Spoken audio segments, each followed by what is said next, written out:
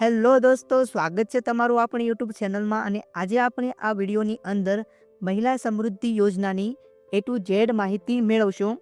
એટલે કે મહિલા સમૃદ્ધિ યોજના શું છે, આ યોજનાનો લાભ કઈ કઈ મહિલાઓ લઈ શકે છે, આ યોજના અંતર્ગત કેટલાની સહાય આપવામાં આવે છે, અને આ યોજના માટે ઓનલાઈન અરજી ક્યાં કરવાની રહેશે, તેમજ આ યોજનાની લાસ્ટ ડેટ કઈ છે, એની સંપૂર્ણ માહિતી આપણે આ વિડીયોની અંદર જોવાના છીએ. આગળ જોઈએ તો યોજનાનો મુખ્ય હેતુ અને સહાય.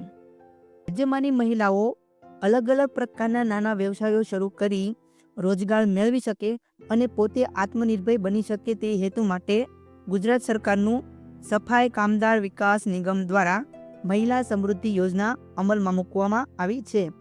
આ યોજના અંતર્ગત નાના નાના વ્યવસાયો જેવા કે કરિયાણાની દુકાન છે, દરજીકામ, ભરતકામ, દૂધની ડેરી, પશુપાલન, બ્યુટી પાર્લર વગેરે વ્યવસાયો શરૂ કરવા માટે ધિરાણ સ્વરૂપે સહાય યોજના આપવામાં આવે છે.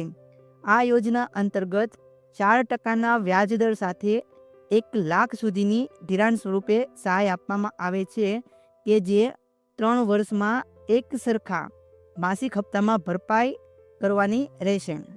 આ યોજનાનો લાભ ગુજરાત રાજ્યમાં રહેતા સફાઈ કામદાર અથવા તેમના આશ્રિતોને મળવાપાત્ર થશે. આ યોજના માટે અરજદારના કુટુંબની વાર્ષિક આવક 3 લાખ સુધીની હોવી જોઈએ તથા અરજદારની ઓછામાં ઓછી ઉંમર 18 વર્ષની અને વધુમાં વધુ ઉંમર 50 વર્ષ સુધીની હોવી જોઈએ.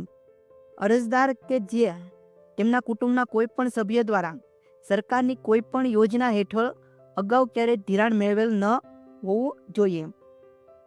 આ યોજના માટે અરજી ક્યાં કરવી?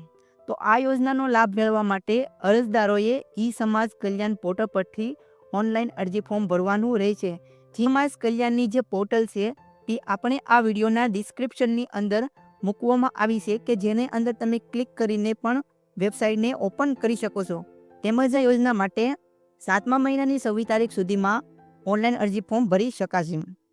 યોજના માટે કયા કયા ડોક્યુમેન્ટની જરૂર પડશે, જેમ કે આધાર કાર્ડ છે, રેશન કાર્ડ છે, ચૂંટણી કાર્ડ છે, વાર્ષિક આવકનો દાખલો રહેશે, સફાઈ કામદારનું પ્રમાણપત્ર છે, રહેઠાણનો પુરાવો જેમ કે વીજળી બિલ, લાઇસન્સ, ભાડા કરાર, ચૂંટણી કાર્ડ, આમાંનું કોઈ પણ એક તમારે સબમિટ કરવાનું રહેશે.